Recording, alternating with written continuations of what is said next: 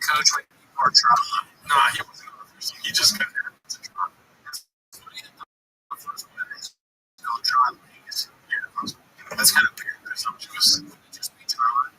But I guess there's an 80s John, so it's a sequel to that. I mean, something I guess you gotta wait, 20 years ago. They should make another Godfather for Jared Leto. This is his other little classics. Yeah. Goodfellas too. Jared Leto. That was great. Jared Leto. I went to go see him with David Lewis. Oh my God. Not a great movie, but David Lewis was, pretty much like all this. Yeah. And in the interviews that David Lewis is doing right now, he's like, method acting has got a bad rap. We don't know what he's talking about. He's talking about Jared Leto. So they Jared Leto really rode some of the motorcycles unsafely. I tried. Well, you've heard the story about Jared Leto's method acting for children. Yeah, please look it up. I know we still will talk about that one battle after another, but I wanted to talk about the Tron things I saw on the way in there. I got like, this is just a headline, but Jared Leto sent used condoms to his Suicide Squad co-stars, right, preparing for his Joker role as part of his method acting. Disturbing items like a live rat, ballot, bullets, and adult mountains. Many co-stars found the unsettling and cold experience disturbing. how do you mail a live rat? The Olympics are weird, but the live rat is very strange. Because it seems like it's against the law. Yeah.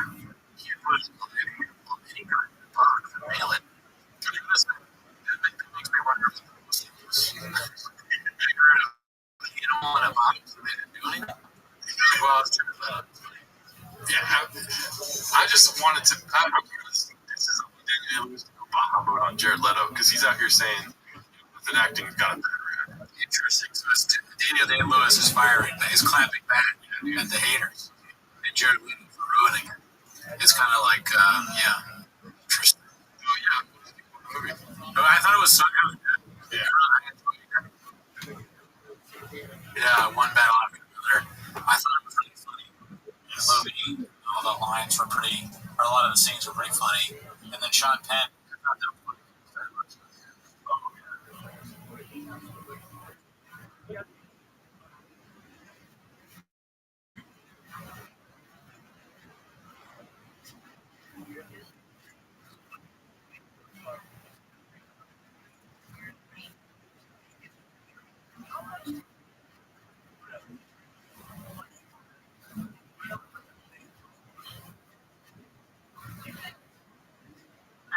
What's up, fellas? It's Cowbell Patience. We bring in a good page, the most famous musical history in this motherfucker right here. Cowbell.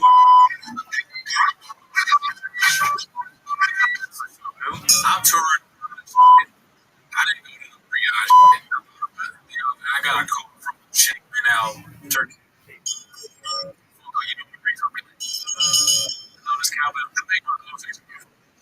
Transferred the call to me at Ring Central. I was like, what's up, motherfucker? Where you at? He was like, I'm with you, man. I got Ring Central in my home.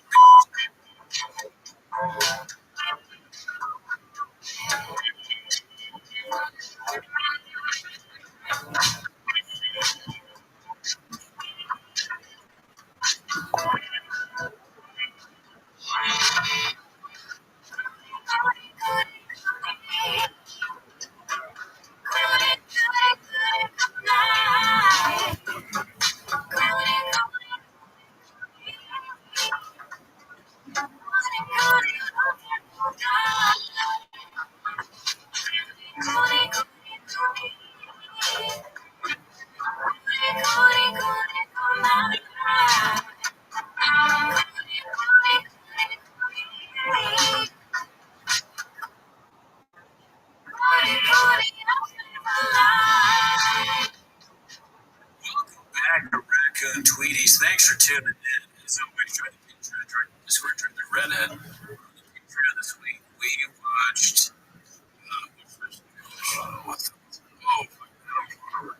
We watched Adam Connor. I think. Oh, unmedicated. Yeah, that guy that I see around, and or I used to see shows. If you want to know what we think about it, try to Patreon. We won't tell you, even though we already said we done live. Oh yeah, and what you sounded right now, you sounded very sad when you said Patreon. He sucks ass. It's kind of like leaving. Yeah, he's terrible at stand-up. And he should know that because every show he bombs. It's not like he's George Carlin practicing for some epic special. He's just stringing it together about the airport and too high. He's a follower of this podcast, which he's amazing. He's awesome. Yeah, if he can get us some more dollars, we might change our mind. Yeah, come on the podcast and promote your special. Dude, I'll change faster than fucking Steven on these fucking boots. Don't tell me that's what he thought of you. Oh my God. That's like the only one I got. It's the only one I got. It's Jinko jeans. Get me working harder than Stevie Wonder's wishing well. Yeah. You got me working. Steven Crowder's vibrating cock in his ass. Okay, sorry. You didn't think of it. It's almost like, who are you? What are you, fucking Jeff Bezos eating the blueberry acai? Himalayan. Sorry, I didn't do an initial thing where he does alliteration. Yes. If you were aware, Peter Schultz has horrifying alliteration and you can say that the most about Schultz is his refusal to take a stance on anything and see it both ways and go for Trump and all that stuff. But in my mind, it's still that he's not funny and alliteration and intellect. So those three things should always be in the forefront of your mind when it comes to criticism of Andrew Schultz. Anyways, how are you doing? I'm doing pretty good. I mean, you're just really cooking right now. So Add to it first. Put some salt on that Himalayan. Yes, most of the things you listed have been keeping busy. Pretty good, dude. I watched Battle After Another yesterday. It sucked. I'm sold, dude. I think I'm gonna become a liberal cook like you. Yeah, fuck. The wrong button.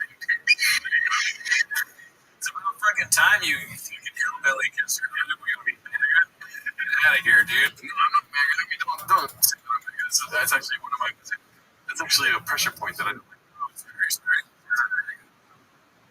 It's like you see other people, you're like, that's not me, Yeah, I think so. Like, don't do that reaction. And then I see people of color, that's not me. You know what I mean? And then I see after like, oh yeah, that's me. Yeah. I haven't seen it, so I don't really know the politics of it. Right. You guys fine with it? And so I'm not gonna spoil anything for you. So what I'll talk about is it's funny watching people that there's the politics of it. Because it's not a movie. I mean, like people aren't talking about it like it's a movie. They're talking about it like the government made this, put it out. Like it was produced by Barack Obama and like. Right. I don't. Sure. Thank you for not spoiling. I don't know anything about it. I'm sure it's a good movie because Paul Thomas Anderson is a good director, like most of his movies.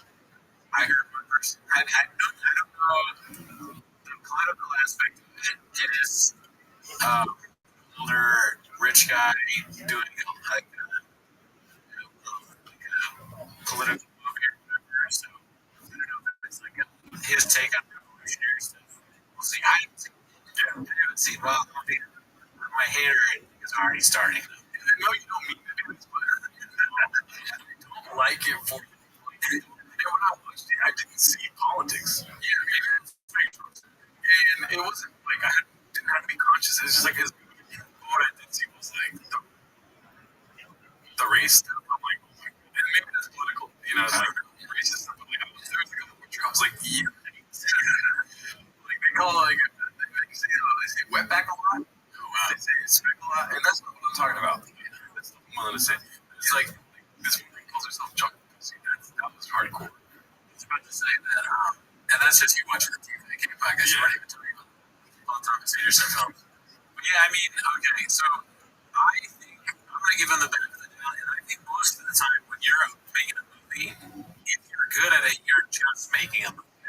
You're just not a message movie, right? Because a lot of times message movies suck. Right? No, I don't think so. No, you don't generalize that. suck ass. Right. I think you should go to a movie and you should say, I want to make a good film where you enjoy. It has a message. No, I don't think you should ever have a message in your film because I think it's a trash, right? But maybe he did, maybe he didn't. I haven't seen it, so I don't know. Don't look up those movies all the time. Yeah, you don't believe that. That's a perfect example. That movie had a message. And was it good? Yeah. Or was it Adam Conover? Oh, yeah. That movie was Adam Conover in film. Yeah, for sure. Adam Conover had a message, dude. I think he thinks he had a message. I don't know what it was. Like, the message was like, you spent too much time on YouTube, I guess. Oh, no. It was about drugs. It's about drugs. I don't know. Thing like for me, I've spent too much time on YouTube. Like, this guy string together bits that have nothing to do with each other. Yep. You know, this is what I forgot. I'll go with these cubes. Yeah, like I was on TikTok and everybody was on TikTok, which reminds me Zoom calls. Yeah, remember Zoom calls? Like everybody hated that, right? Like what year is this? I will say that you thought of one of your best time that I then did it. Like, the monkey thing. Yeah, that was. I mean, I don't know. I don't know if it would work for you. Yeah, it fits me more than you, but I think you can do it. But what you said is that you do it for the people. I went to an open mic and said, by the way, I brought a monkey. I'm not sure where he is. He's in this room somewhere. Be careful how much you laugh because he is aggressive. I mean, that's different. The beginning is what we said. But in the beginning,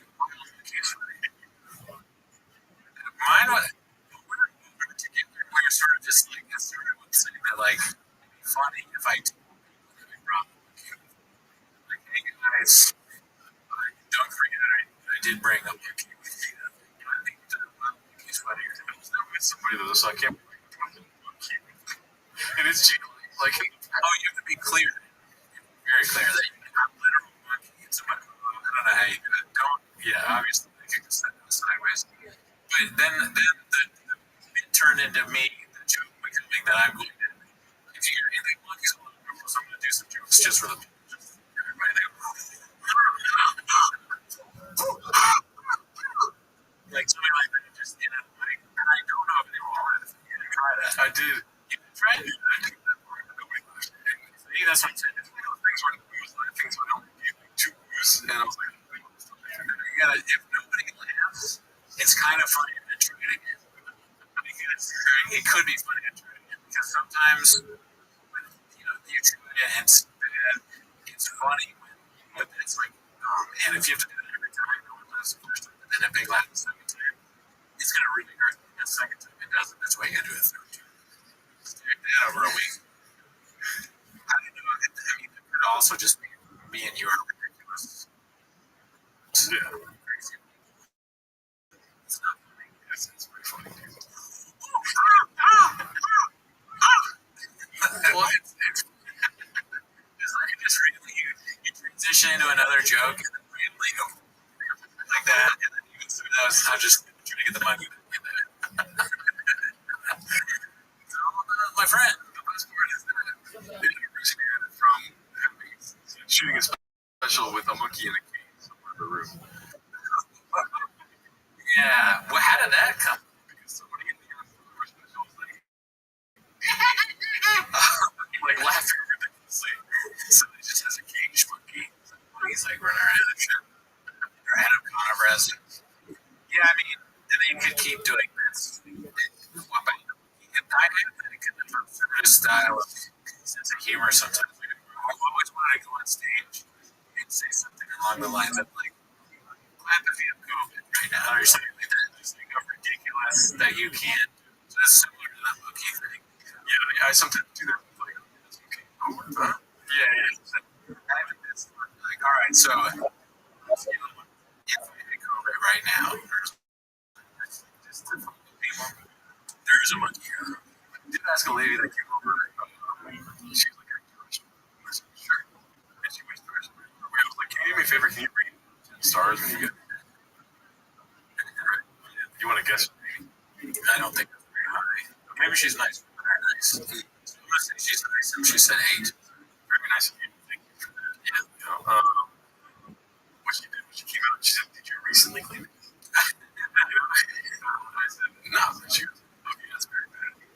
Oh fuck. She didn't even give it a rating. No. I don't want to say judgmental, but it's very bad. I was like, "You do what you got," and she's like, "No, let's not do this." And then for the next 3 hours, it was just her telling me all the details of the restaurant. Why did you ask her to rate it? Did you not know that? It was a topic of conversation. Okay. She never came in the restaurant before pause, and so like this time she was like, "We gotta go." And, like it was like the day that she's like, "Yeah, let's see what you're working." Because she sees in here and she's like, "Jesus Christ," you know. And Yeah, dude. And she thinks this is bad. She should have seen it yourself, like, right? She should have been like, wow, I gotta get going. I think it's a best.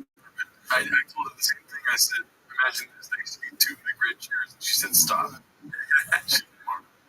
Yeah, we talked about that. I mean, you lost your fucking move, man. You used to come in here and be like, well, we can't sit on the chairs. So I'll go to my room. You fucked up. But if you leave, yeah, that could have been the rest of your life. I mean, I don't look, I'm not trying to be creepy here. But we either sit in the movie chair, chairs, I mean, my bed. Let's just watch TV in my room. There's like way too much TV. So my room, I have this. My room is like a no shirt, no pants thing. It's like you don't have to do a mitzvah for this thing that I'm working on. If you would just respect my religion and come in my room. Come in my room. Come in my room. I can come in my room. It's like we can have sex. We're gonna die. Hey, Right? Because this lady has not entered my room. She's living here. dude, fuck you. Do you like this couch is my one that you left her. I'm thinking of this motherfucker there. But this shit is like, I'm like, if there wasn't a podcast on anybody, I think this fucking thing hooks me. Makes you fold pretty fast. Yeah, no, full. How fast? That's really weird. Faster than fucking Sydney's tweets. Abu Dhabi, baby. Dude, Schultz looks so much ass. I found recently he had another take on something. I'm trying to remember what it was. Was it I think it might have been Rihanna or something or other, but he just went right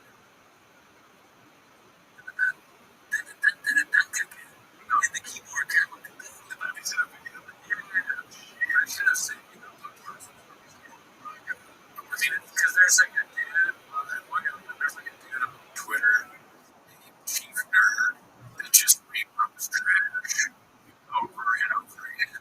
There's a few that just post Schultz's perfect takes over and over again. This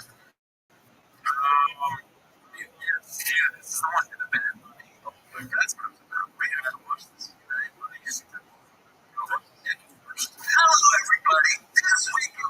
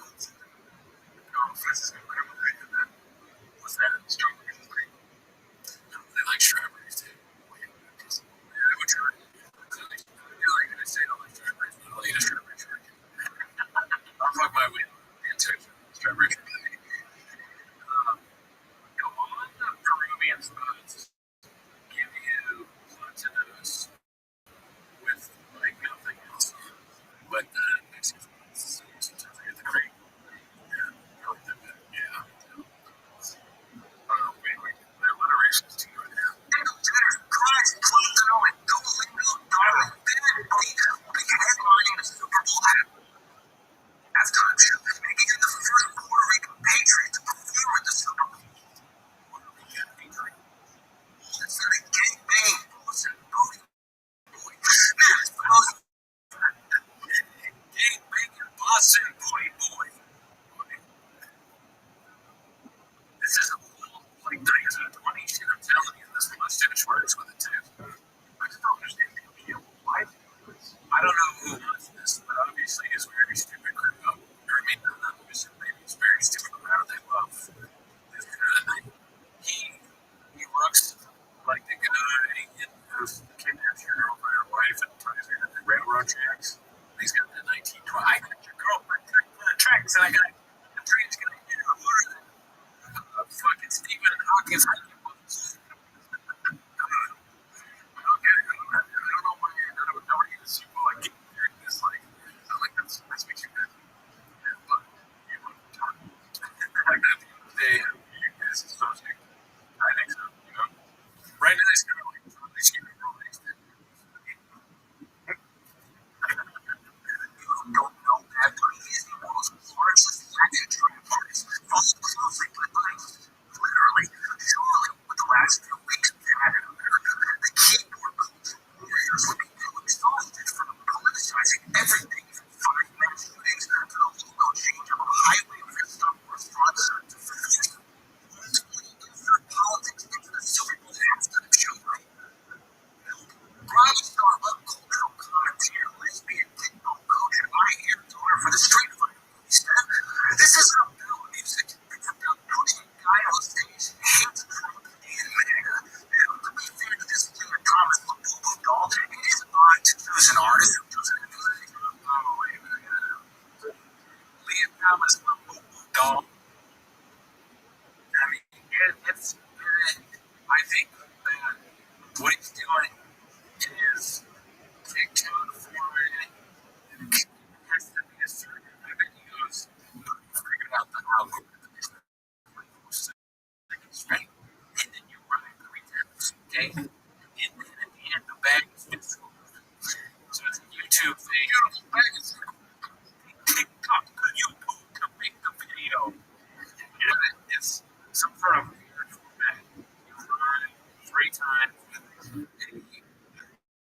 cultural hot topic or whatever. And every time you notice it has alliteration, some form of somebody maybe portraying a little person in a wheelchair of some kind, person of color, and then they apply it somehow.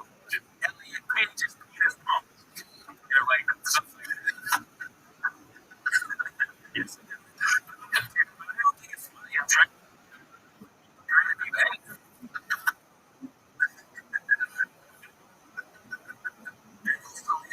Trying to politicize it more.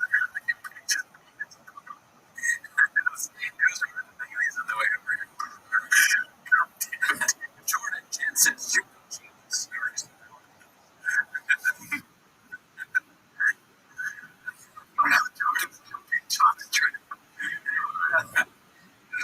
For the biggest game in America, a country whose language outside of Dearborn, Michigan is English.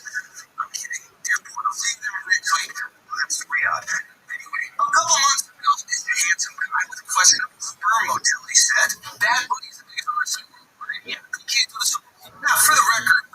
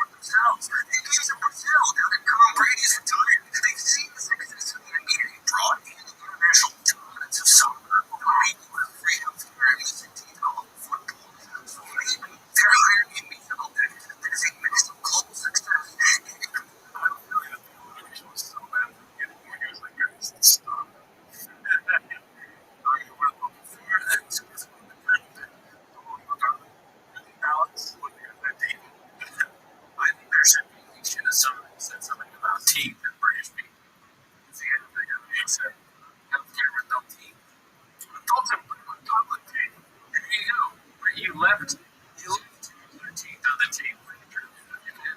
That was right there. That's there's levels to this shit. I'm working hard on that late pages. So you were harder than that. Harder than you know, I guess harder than me.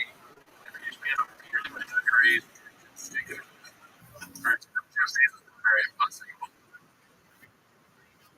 Or Stevie Hawkins. Things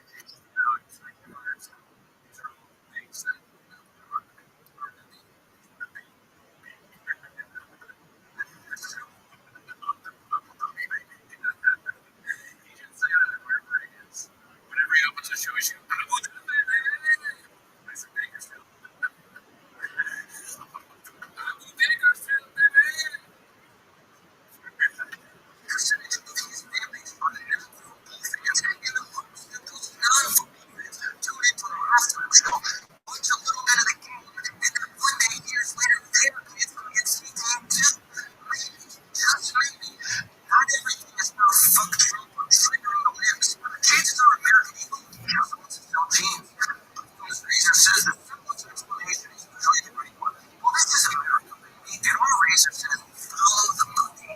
You can probably find it. Razor after Sydney's limited edition. Which everybody's, you can't resist. Every once in a while, you gotta get Sydney's. Remember, it's true. No, if it's running stupid, there's gonna be something about Sydney's right? Of course, he's got something in this because he's hip and he gets it. Yeah, she gets boobs. That's it. Part of that, what the people that watch, that consume this and watch the world, they think they're so stupid that they think it's funny, but they also want the boobs. It's kind of, there's levels of stupid where you maybe, the people that watch John Oliver are just going to high and drunk, maybe. They're drinking, it's like, oh, I don't know, they're going to drunk. You're saying high and drunk, but then the bar stool, your shoulders in, it's stupid high and drunk. So they go, oh, it's like, oh, you know, and they love it. Illustration, yeah. That's a lot of stuff. The biggest titties in the world are alliteration from Anderson. It's like titties and tooties. Tooties. Like, yeah, Columbus would be the biggest titties. I can think about what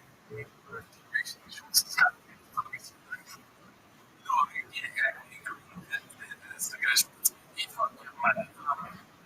I mean, I tried to watch that John Oliver shit really this week tonight or whatever. It made me laugh because he's British and he's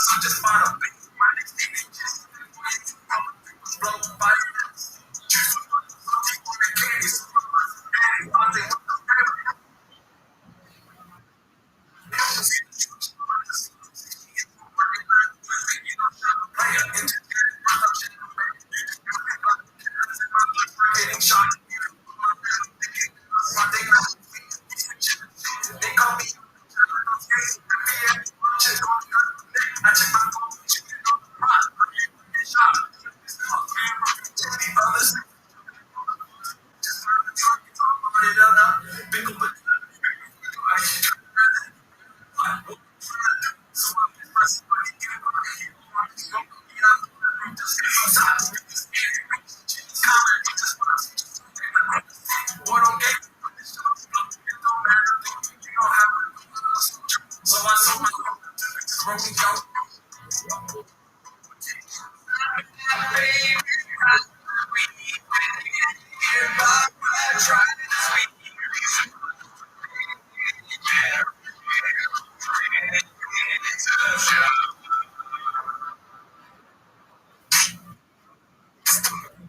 back to Tech.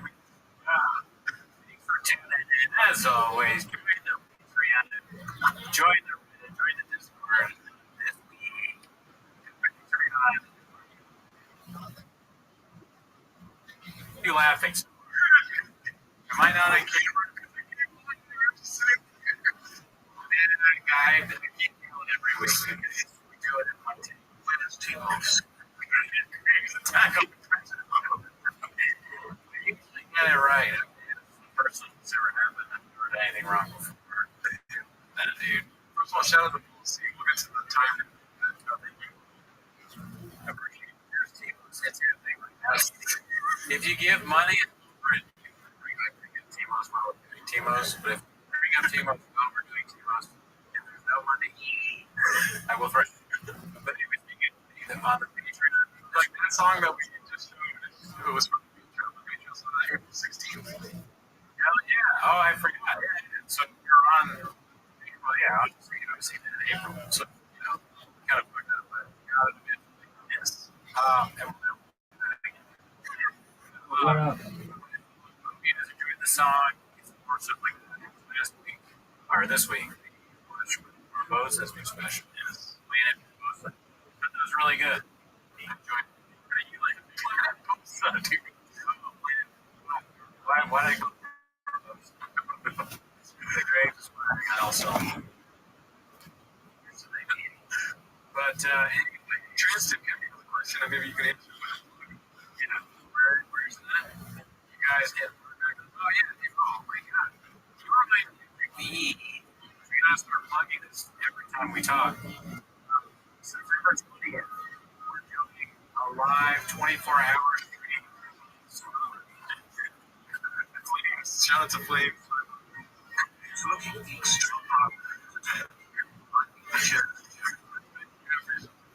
There you go. Follow me.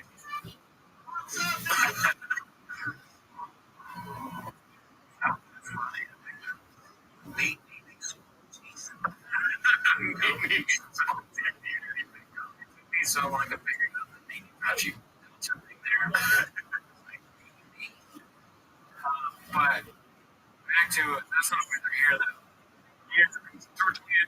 I didn't even know my goddamn 24 hour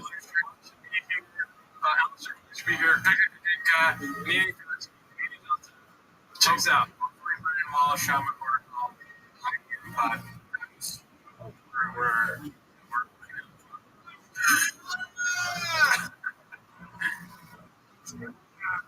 yeah. Anyways, that's like a white. So be cool. Listen, we paused for the super chats. That's not why they're here. We gotta fucking get it. I gotta turn it. They're here to watch so try super chats. Turn the fire, play the chicken. Mexican cookies are really good. We're not going to get started with that, but What's going on? that's another reason. Let's go to top this month. And we saw them last week.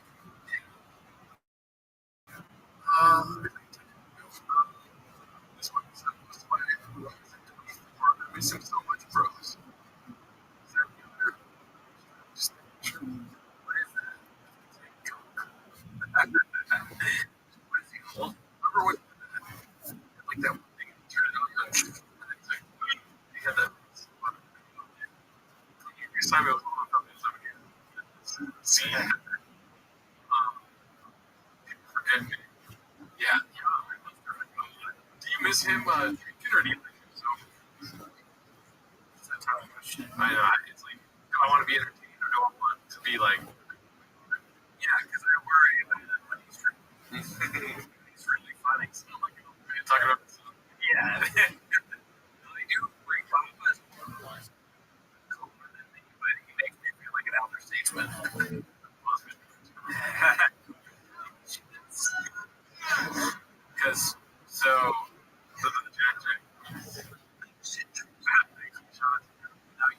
watch him for so much content, right?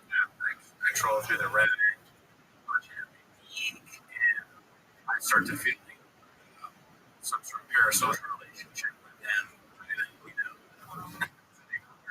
No, you're right. I just saw that comment said Goonie on his mind. Yeah, and then he guys, I just said, my son, Hunter,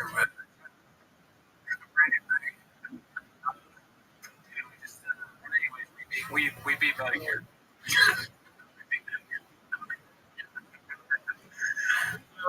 What's it called? Though I think I miss not the cringe, but the actual thought they put together, what it looked like when we saw it on film.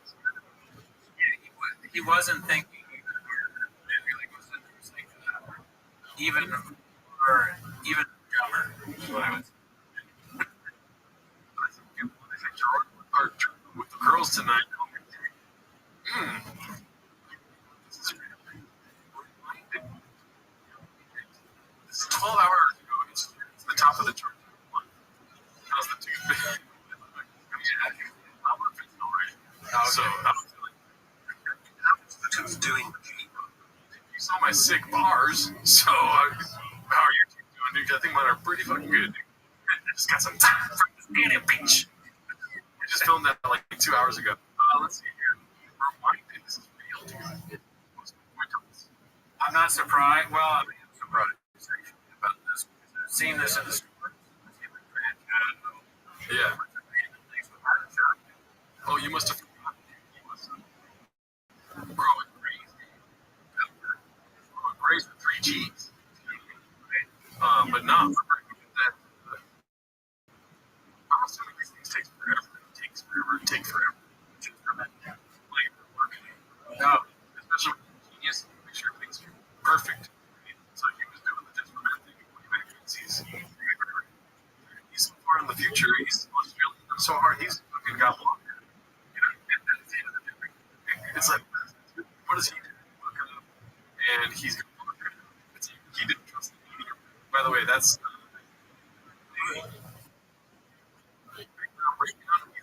brown now. that's false advertising.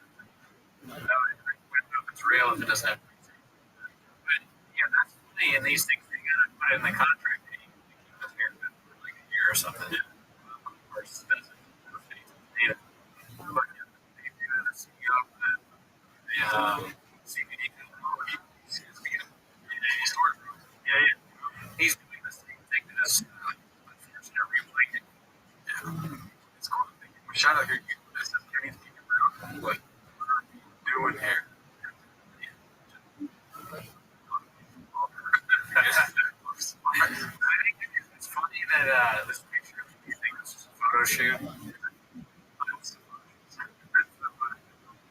Shot. And I wonder what.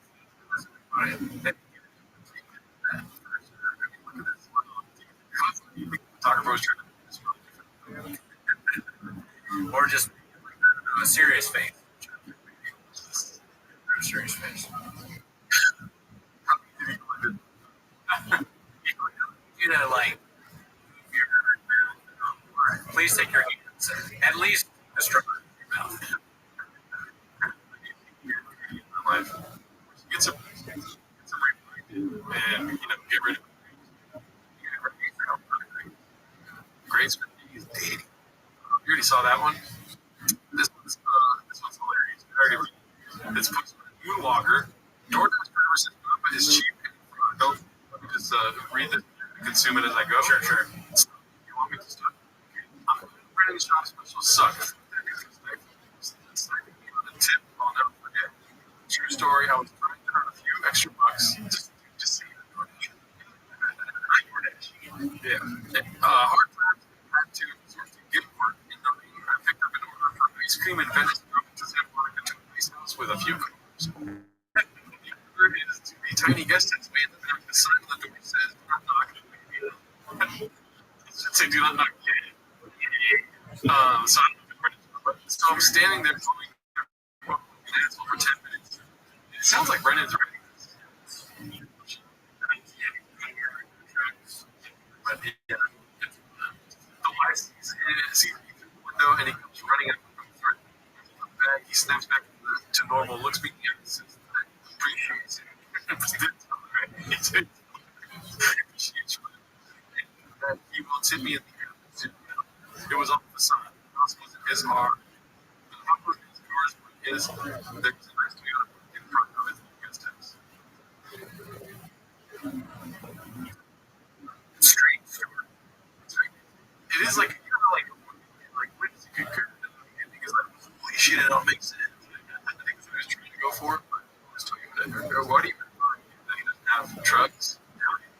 I don't understand this. Well, that's pretty good. I don't understand this at all. He's living in a guest house. You know, I get that it's bad that he doesn't tip. It wouldn't surprise me if he didn't tip.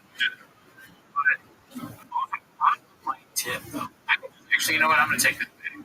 I think both tips. Okay? I think it gets you a good life. Okay. Your guy told me that it gave me Once. Okay, so here. ABT August 16 follows up with this here. I don't know if this is, I've seen it with my own eyes. 100% cunt. You want to take? I told the story before, but I did some of the stuff. I used to work at a health comedy club years ago. At first, I thought years ago was the comedy club name. It wasn't as mainstream at the time, so I was kind of the approach of coworkers. One of the servers comes up to me and goes, "Hey, here's here to see the show. Joe Rogan, get the fuck out." He says, "I don't know. He's here and it's it was from him." I was like, 100% branded.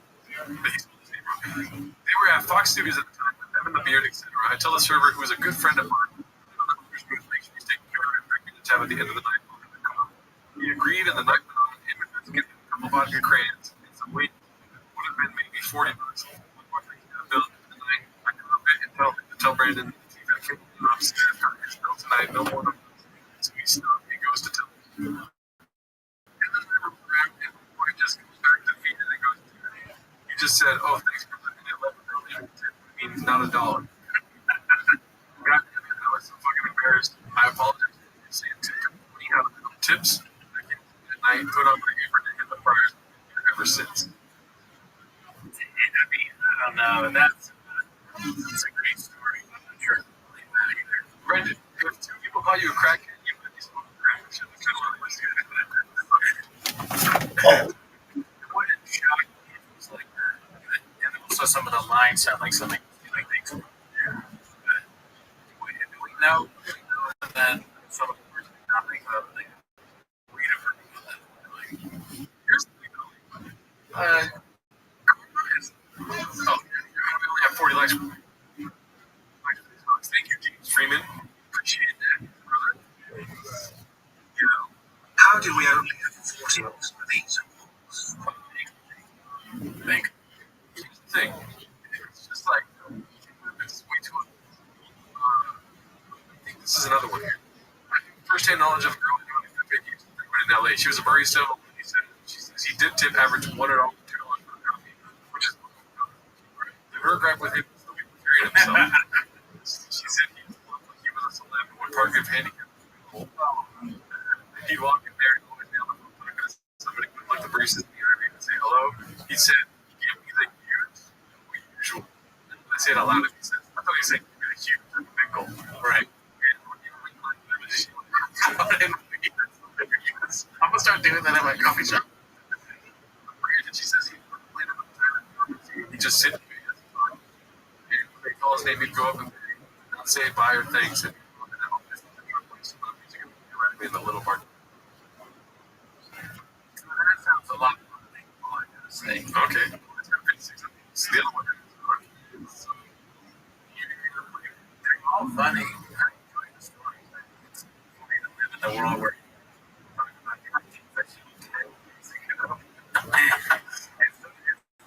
can totally picture going in there with a phone and just blaring. There's two reasons. One, he's a loud kid, and so you know that. And two is the stories are definitely true. Are though, like, hey, we're in trouble. Their dog's gonna call. Like, wants everybody to know. is that your takeaway? Yes. Okay. Well, here's the thing. He does things with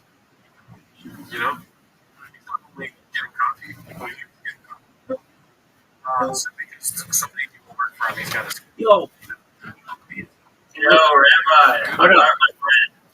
Excellent. Good work. What's up? I like your shirt. Excellent. I appreciate it. It's merchandise. What's good in your neck of the woods?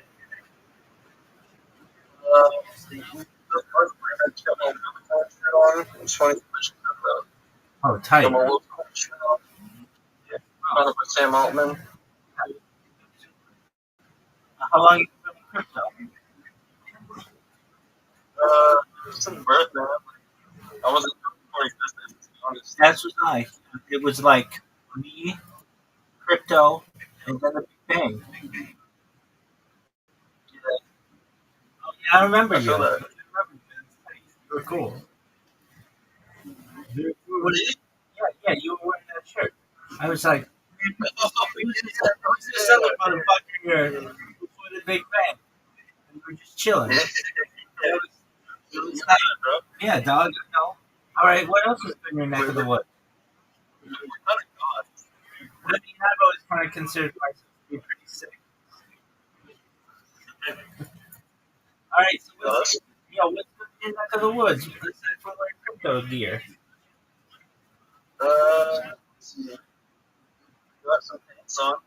All right, well, enough about your fucking uniform. What do you got going on in your life? You sling your dick like it's going out of style?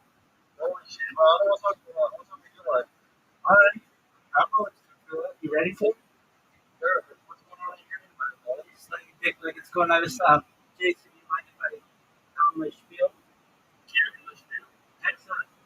I'm Rabbi Rothschild. I stream out 24 hours a day, 7 days a week, 365 days a year for world peace. I've been doing so since the pandemic. More than 3.5 years. We've seen the death of a queen, the birth of AI, the coronation of a king, and everything in between. I've been asked, Grant, have you ever seen the movie The True Joy, the television show Big Brother? No, but I'm aware. All right, essentially, it's just someone who's on camera. If you didn't know, the Congress magazine stated in 2018 that they had overtaken petroleum as its number one resource. More valuable than food, water, coal, air, petroleum. And I have more data on the internet than any person ever. That makes me an influential person someday. And when that happens, I'm going to make you, I'm going to make my man Jason, I'm going to make your friends and family all independent of what you've been on already. I'm going to make sure that you have generational wealth if you don't already. That much is able to spend charities and go to the organization that they don't. How's that sound? That sounds good, but Fuck yeah, it sounds good. All right, well, you're right. all that. Well, I just said data is the number one resource, and I have more data archive than any person ever. So instead of wearing a cryptocurrency that's worth $1 million, it's $100 million. I could wear just like a NASCAR driver or an F1 driver, that has the brands on it, and get $1 billion in each brand. The endorsements are a pretty easy way to make money in today's media, especially influencers. But I influence in many different ways, including always being live. No other influencer does that. I'll be the most famous person on earth. Additionally, they talk about things that improve the world, like ending for the use of technology such as agricultural transporting greenhouses, saltwater greenhouses, hydroponics, vertical farming, cloud seeding, help end thirst through the use of technology as well. Sponsored by cryptocurrency and worth about $100 million. One of the things that we do is we build wells and developing nations like Nigeria, who are fortunate. Continue with these types of projects of agricultural lifestyle program, and most importantly, desalination technology will pump it underland and make it quicker. How does that sound to you? Oh man, that was a lot to take in. Yeah, I'm allowed to take it, big dog. I talk about futurism. I'm a futurist. I talk about things I can't think of manufacturing like travel, personal like communication, artificial intelligence, artificial general intelligence, super intelligence. I talk about Santa Claus machines, replicators.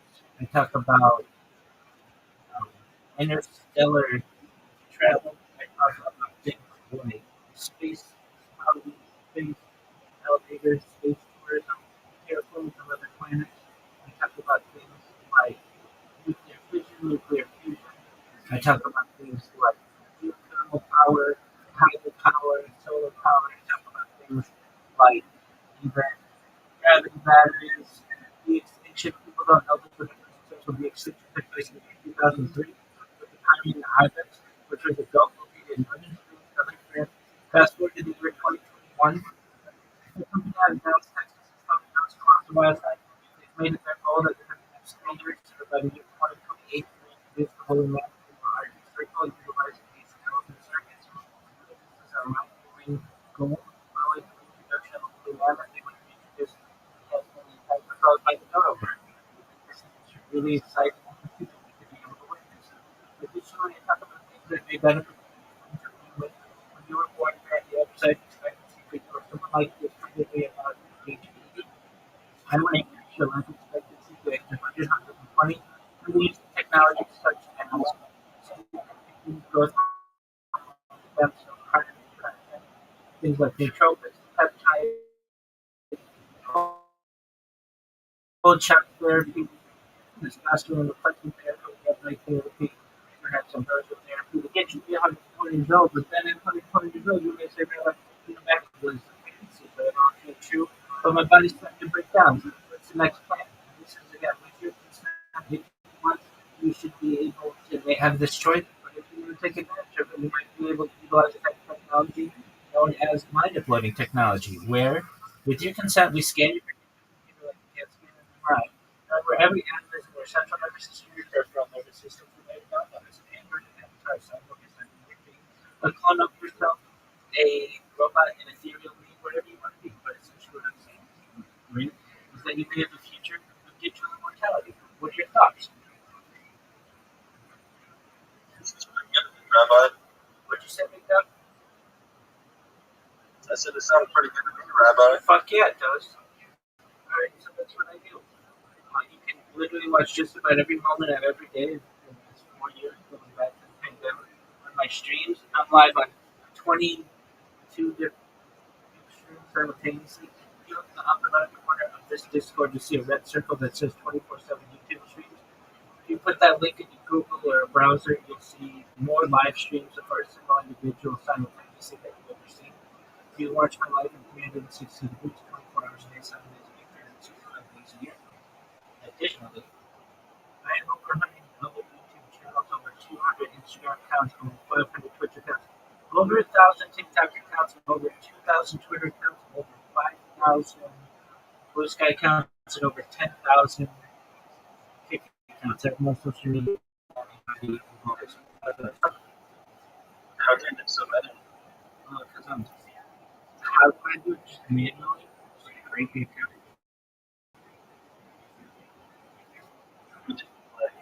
Program something up for that? For the Kick accounts I have, but everything else is manual.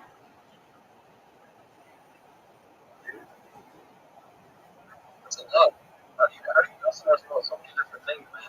There's like a lot of things to know. And so I'm sort of like project management professional. I want that on the rest of Google Play.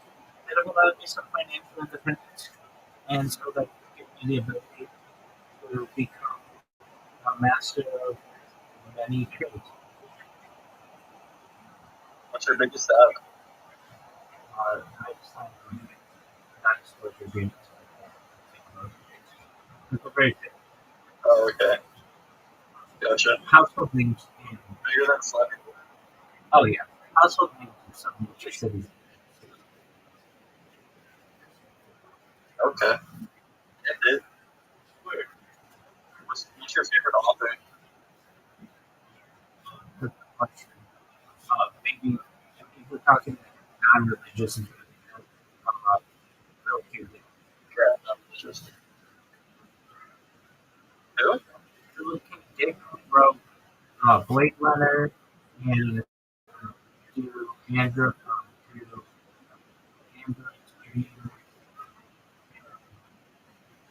he wrote Man in the High Castle. He wrote a lot of fiction, but like that would be made into movies.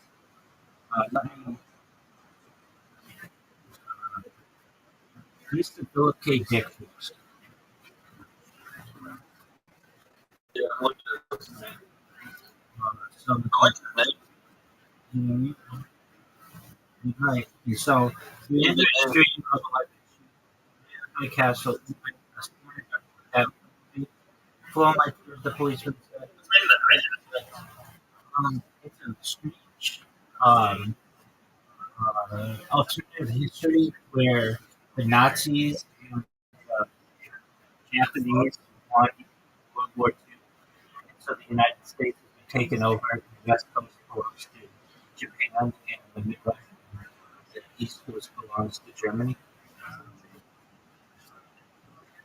Valis, legal through evidence, the penultimate inflicted surgical. There's others too. Um, let's see here. Just really interesting. I mean, aside from him, more mainstream authors that I like, Mark Twain. Um, I like Charles Dickens. I like Fyodor Dostoevsky. Um, I like Jane Austen. Jane Austen. Um, I like um, so you know, you look at Jane you like what? You're like a Jane Eyre fan. Jane Eyre, like Like, like, yeah, like Charlotte Bronson. different. Jane Eyre. Jane Eyre. Just because I made spoken. Yeah. Um, that uh, like Blade Runner,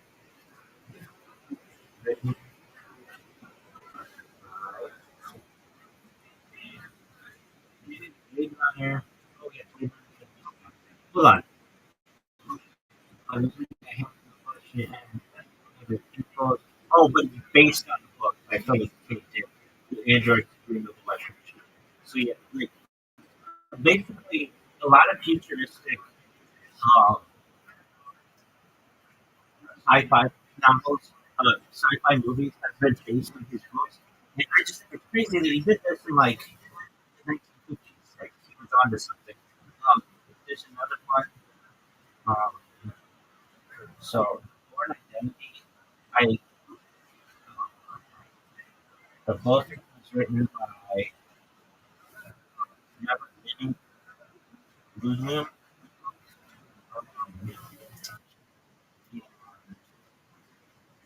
That's pretty fascinating. You know what I didn't say, but I do want to put is Stephen King.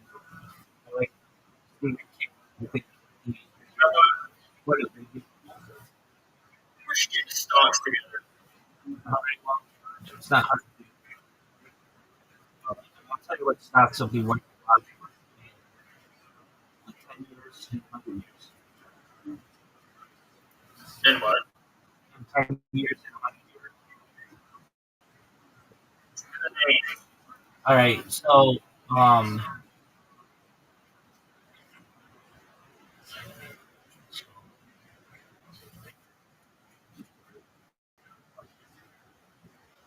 just one moment.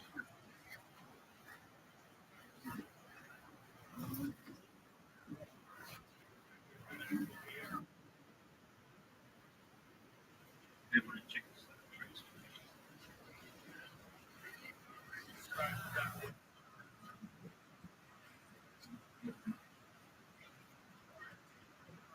Are you going to start by yourself? Um,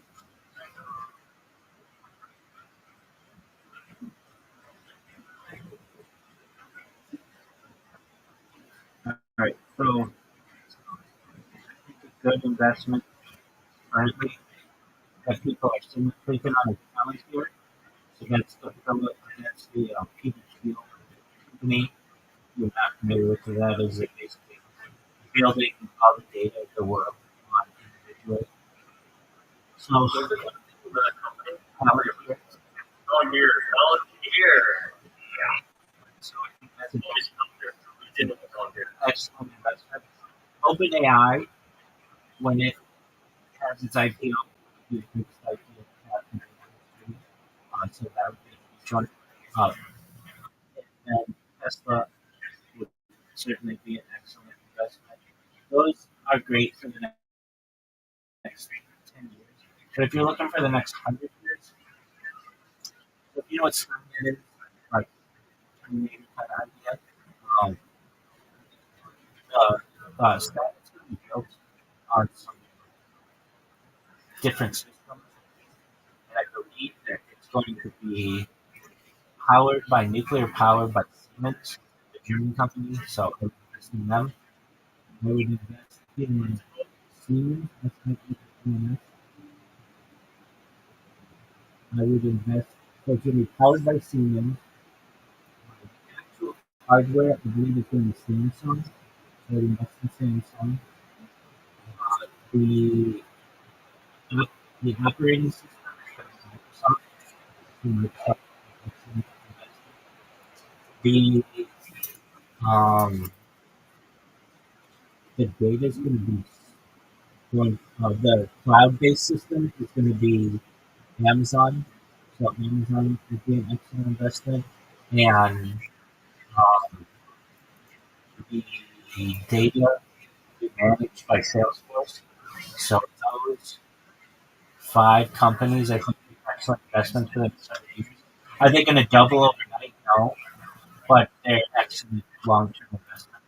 Um, Another excellent long-term investment will again is the OpenAI, but specifically because they're going to launch a web browser that's going to break Google's monopoly on browsers, and eventually they will take market share in the browser arena, especially in Europe.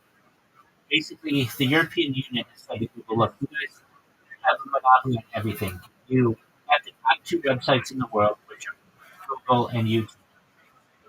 You have market share, dominant market share on the browser, which is Google Chrome. And in you're the number one ad company in the world with Google ad stuff. So you can't have all of these monopolies. So you're gonna have to get rid of something. You're gonna get rid of their browser. Not get rid of it, but it's going to lose its market share.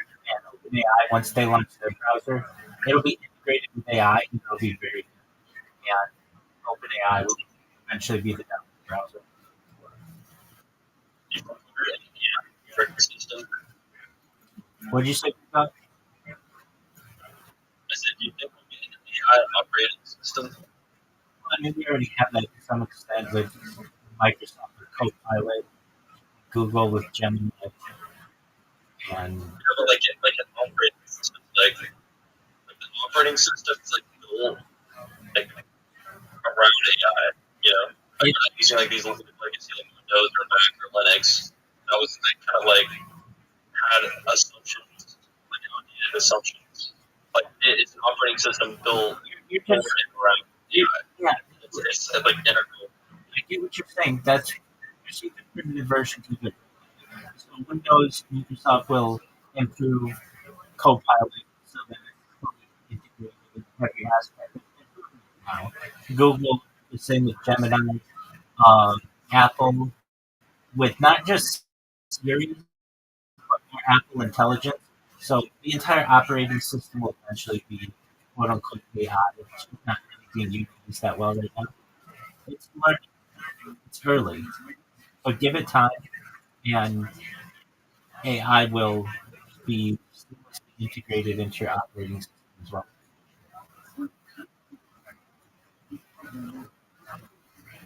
Yeah, that was sorry, I'm not trying to interrupt you. Is your last name Rothschild? Really, what the? That's really. How you still know, bro? But you work out. Oh yeah. Well, no. I'm just joking. No, I mean I like shooting that. That's really my primary focus. But um, prior to this, my life I've been a long distance runner. I'm never good. I like a lot, but one of the first things that I do when I go running is I go on a major diet. Wait, so yeah, my shaker told us this. I was gonna ask her. Like, so how do you record? You go out. Yeah. How do you record? So, well, I streamed this for the same thing as far as the Pacific Ocean, as far as the desert mountains. I streamed in Beverly Hills, Los Angeles, and Disneyland, basically everywhere in Southern California. And to answer your question, it's really difficult. So at times I had a Verizon like four to the family plan just for myself. So that's four different phones and four different phone lines monthly. But that's like it's a big bill. It's like hundreds of dollars a month. And I just really wasn't getting that much traction to do IRL streaming. It's really difficult to do IRL streaming. Frankly, my vision isn't that great. So that the glare of the phone makes it very difficult to be able to see when the sun's really bright and you're trying to read comments and the few and far between. So I find it much easier to stream from one location just because that's where my Wi-Fi is. Now, if I do stream outside, uh, I can use GoPros and basically just upload the data from YouTube. Or I stream my Instagram and just do Instagram Live and stream those. I've also done it on TikTok. Um, but TikTok doesn't necessarily save the data that I would like it to. It's more manual. It's more manual to kind of be able to save it. YouTube, you have to have a certain amount of followers to be able to live stream. And I do. You have like followers or something. On Instagram, you have to have 1,000 followers. Just Instagram just made it. You have to have 1,000 followers. Um, TikTok, you have to have 1,000 followers. So as long as you meet those thresholds, you're able to just upload. On Rumble, you can, or I should say, you can't just leave live. Rumble, you don't have to have any followers. You can start on live so long as your account gets verified through phone verification. Twitter, you can go live with, with no one following you. You can also create, if you have an endorsement device, a Twitter live or a Twitter video space where people can actually talk to you. Um, so it just depends. Frankly, like when I do live streams, I don't really want to. I don't really pay attention to what I want to pay attention to, which is my business. Just to do people live. So, if I go live on my Instagram accounts, I might have like I 10,000 people following me on Instagram. I might get like five people who come in over the course of an hour. It's really not that great. Same with Twitch. Twitch, I have 50,000 people following me, and if I go live on that account, I might get five people over the course of an hour. It's just how social media is. Unless you're, the top 1% of social media influencers who have consistent, huge followings that you basically have paid for, you're not going to get or very few people. It's just not worth it to me. But I have done it, and I do have a lot of footage from there. You run into issues with connectivity. You also run into issues with the heat of the devices. You run into issues with batteries.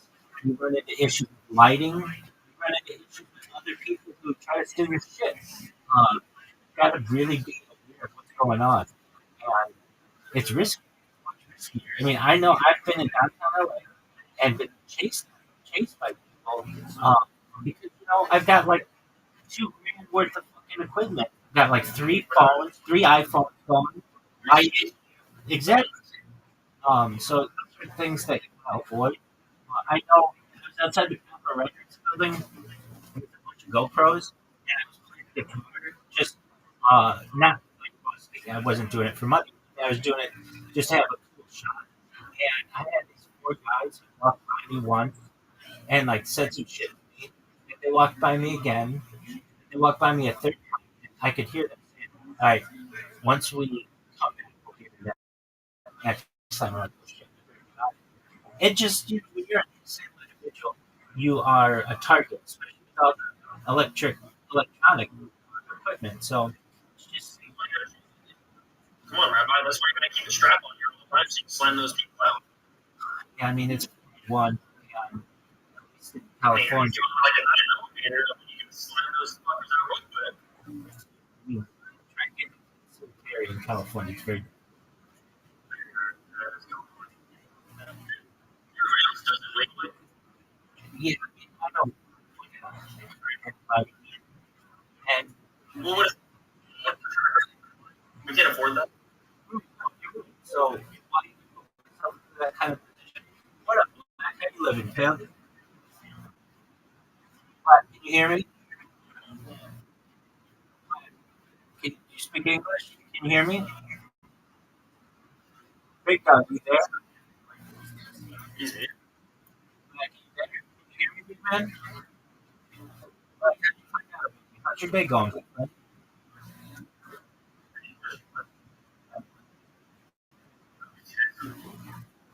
Well, I hope you're having a good day.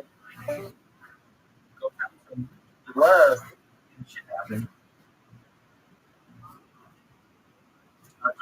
Join it in. I told you, I'll be Great. Um, how many people did you think? It's a good question. if you had to estimate. Yeah. So, I should say recently, I get 100 people a month, more than that. Maybe 100, yeah. Not 100 people. Well, we shouldn't say that. 100 people a month. You might get 300 to join a month, but I kick out a lot of people. I kick out everybody who's under 21, under 18. So you're not supposed to not be 18. And if I talk to them, like if I ask them how old they are, and they just leave, and that's a sign that they're not 18, kick out. And then people do it on their own because you can only have a certain number of uh, uh, you can somebody max that. So and answer per day now. Well, it's about people who stay. It's like they come and go. If you want to come and go maybe in a day, I might get 20 who come and go in a day. That's a little high. If you come and go in a day, and like 5 or 10 of them will stay. And that's great for me. I mean, I don't know, do you guys have Discord? Do we have this? Oh, you need service. Yeah, do you have servers? Oh, Yeah, I mean, like, like, and no one and no and no one joined, right? yeah, I mean, Exactly. And they're incredibly difficult to manage and to grow. They're so hard to grow. You never think that they would be, but you're not allowed to self promote generally other people's servers. So you can't really use that platform that well to promote yourself. And I mean, just imagine you meet somebody randomly on social media and you send them this link. Not everybody has Discord. In fact, most people on the internet have never heard of Discord. When's the last time you heard about Discord in the news or social media? Like, it's not like, oh, follow us, NBC Nightly News, follow us on Twitter, Facebook, and Discord. They'll never say Discord. It's a smaller social media. And it's not really that well. It's smaller. It's really not that well known. So, and not a lot of people use it. And on top of that, Discord makes it very difficult to network. You can only have 1,000 friends on Discord. Now, most people think, well, I don't need that many friends. But there are some of us, and I'm included in this, who get like maybe dozens of friend requests a day. And so you accept as a friend and not. And then on top of that, you don't have the same ability to like see who things that happen on social media. They really keep that very privatized. And just the Discord in itself is so difficult to add someone from Twitter to come join my Discord and they don't know me is so hard. But they do it. So I'm really proud, of the 2,200 people or so that we have in here. It's been an uphill climb. I mean, I haven't had the Discord the whole time I've been streaming.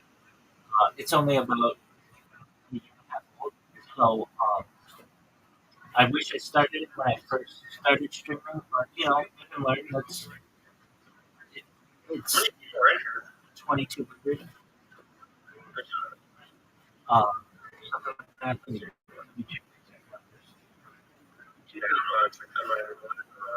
That's okay. 2,196. So like today we've grown by like 6 people or so today stayed, and that's great. Like that person just came up. That happened. There's also a strategy that I use that I only started doing it recently. I haven't really. Um, it's not. You try a lot of things to see what works. So there's some really big servers. I mean, with like 6 million people, and um, there's like this game that was launched called Still a Brain Rot, which is something like Roblox or something. And one of the things you can do is trade something in this game. I don't know. I don't play it. I don't know anything about it. But I do know it's a very big server. So if I put one of my accounts in that server, I'll get in a given day like 50 people who message me for whatever reason. But a lot of times it's in Portuguese, and I don't know Portuguese. I don't really Portuguese. So I will just send them invites and say, if you're an adult, please join the server. And for that, when that gets going, I'll get like 25 people today. So it depends on how I market myself. But then a lot of people who come in here, they're not just not 18. They're not even 13. You get some people in here, it's like, where are your parents? You should not be having a computer. And so all those but then you get some people coming here, yeah, 22, 25, whatever. That's cool. But, I wish there were a setting that you could just click it and then just not have any interaction with anyone who's underage. And it's not that I don't like kids. I do think that they're our future. But a lot of times people come in here and ask me about love advice, or they want to talk about history, or they want to talk about dating, or whatever. Like maybe some of these conversations are for children. And I get people come here with you language that is not for children's ears. So, yeah.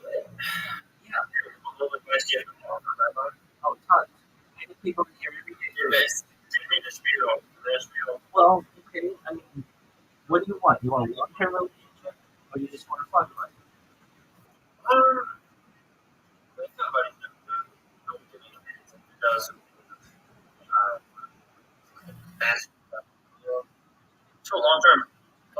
Okay, excellent.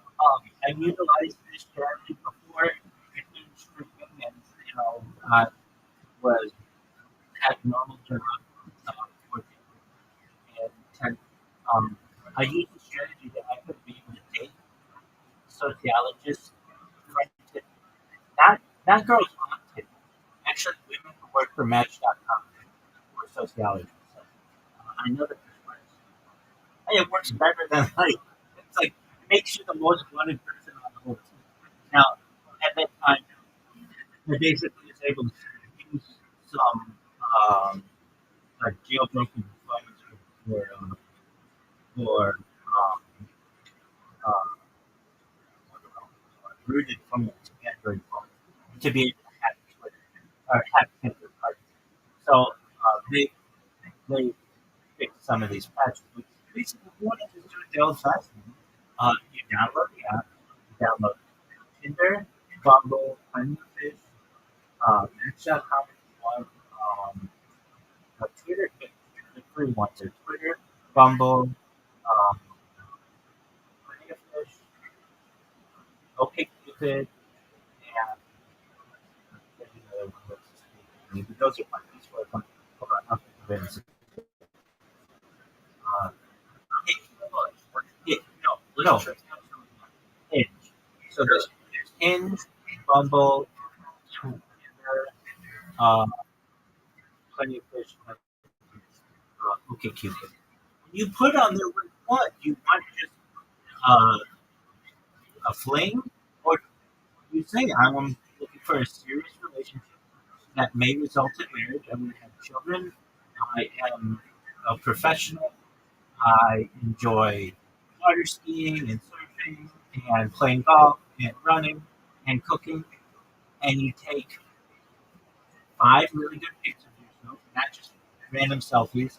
They should be you. They should be recent. They should be very clear quality. If you need a friend or a professional photographer to take these, you should invest in it. But you can do it yourself with just the timer on your phone. You want to make sure the lighting is really good. You want to take a picture of you outside doing an active activity. So like surfing's great, or golf, running's great. They want to see that you're active doing something. They want to see you in your home. They want to see what it's like where they may live someday. So a picture there is fine. They want to see you perhaps doing another hobby or with friends. They want to see that you have a social life.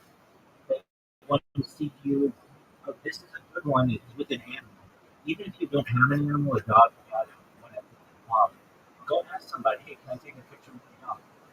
They want to see that you're an animal person. It shows that you're and finally, just one of you relaxing. Basically. You get those 5 photos. They don't have to be that, but those are really good pictures to have.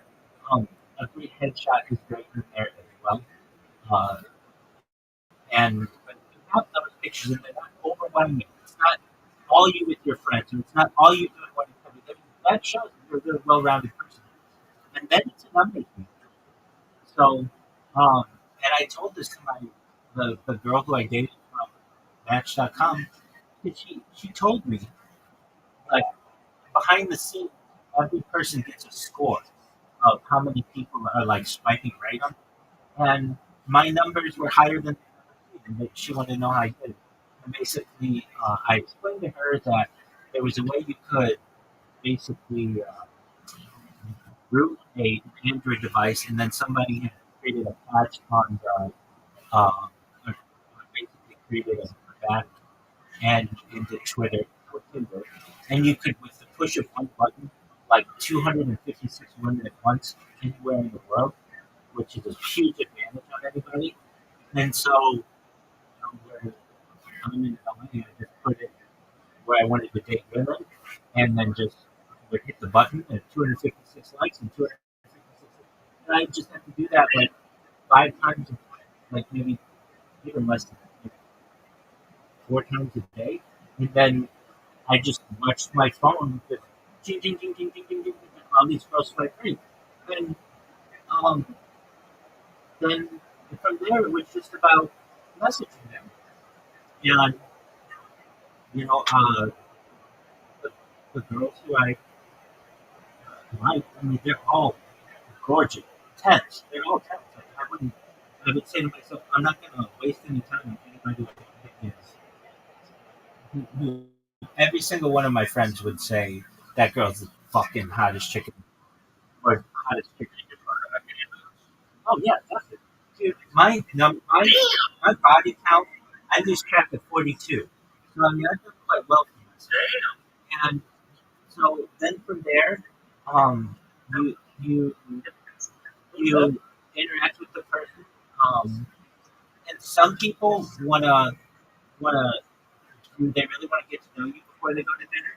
Other chicks, they just want to get right down to business. Wait, now, no, these were those for long term. But then I came up with a strategy for short term as well. I'll tell you that in a second. So a few years went by, and I was doing a long term thing. But then when I wanted to short term, I bought. You can buy these on Amazon. But they're auto swipers, basically things that automatically touch something on your phone. But you can also download these as well. But it was basically something that would touch something on a phone, so it would always swipe right on chicks. And they have integrated their apps to no longer allow you to only swipe right. They'll ban you for that. But at the time, they didn't. So I just swipe right on every single chick and then see what girls would come into my inbox. All right. So then, uh, when I just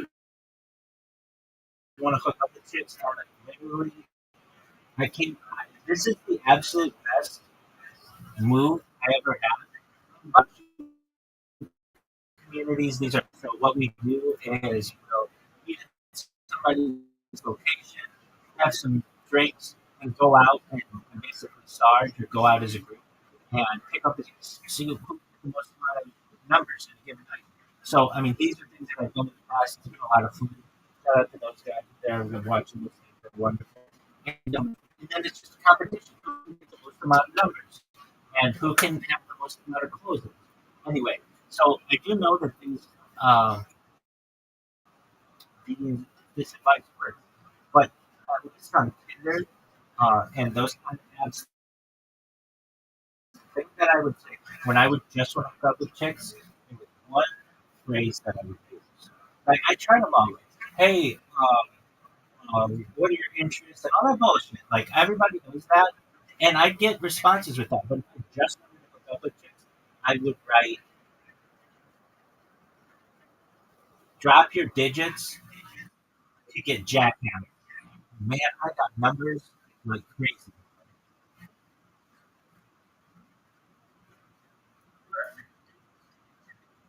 It's so fucking to the point.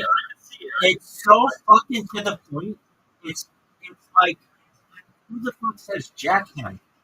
Like you mean you're just gonna pound me out? Fuck yeah, that's what you want. That's why you're on this fucking rap. And I would get numbers like crazy. So anyway, be fair, is it easy like in LA like to fuck? absolutely. Yeah, people don't do that. But there are people who want long-term relationships, and that's cool. And there are other apps that I use for that, but they're really Jewish enough. So I mean, they're different kind of apps. But you know, we have Jays, right? And they're for Jewish people.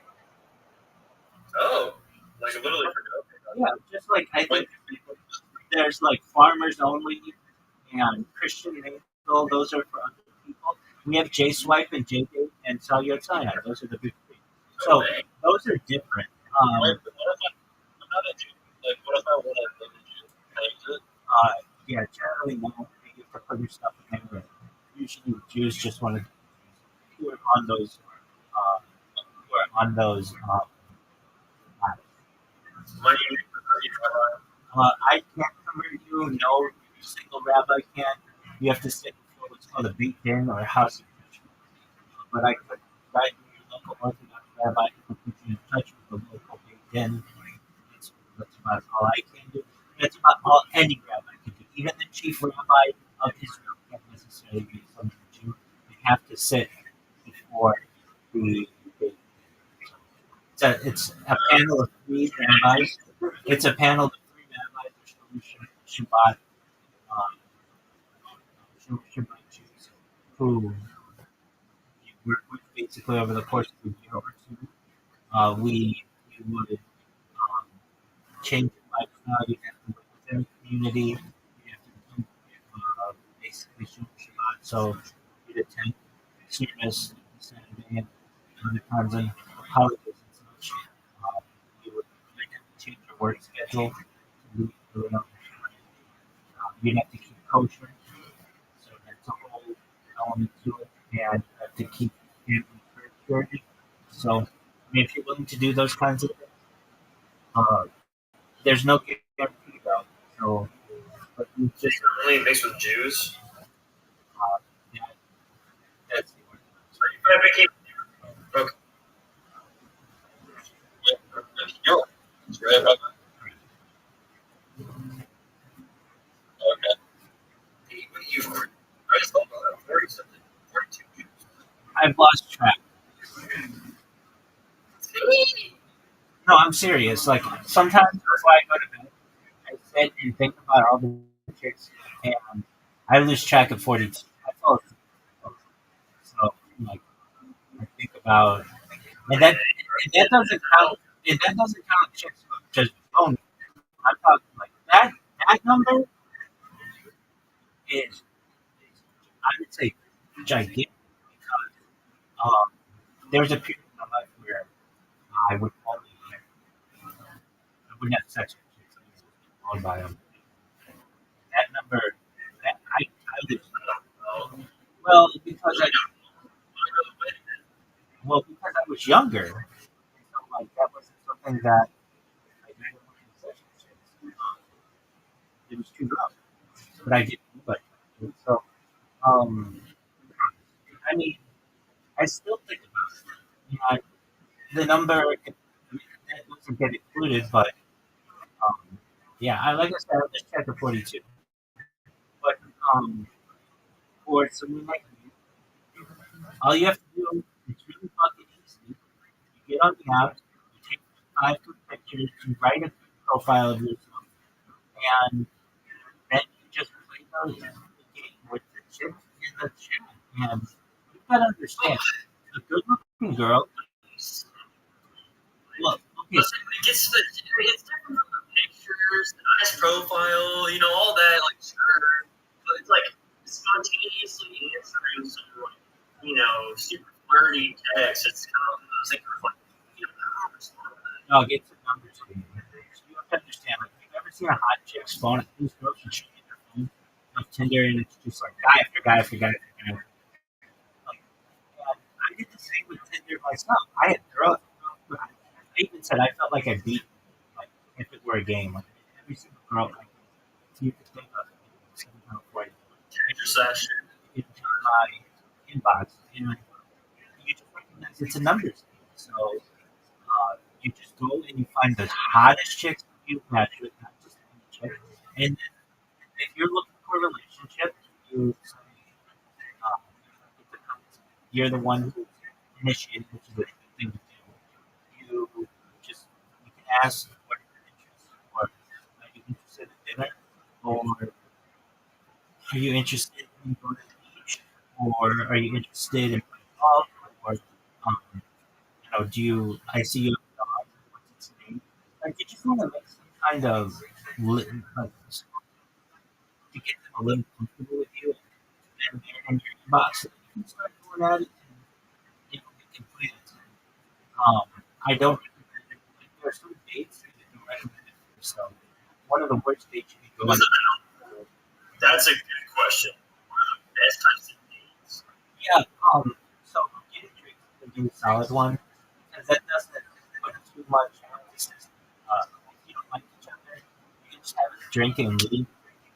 You don't have to sit down and spend hundreds of dollars on this chick. Getting coffee fine if you want to do a date. Just go have coffee and meet each other. Those are two solid ones. Having dinner with girls fine though as well.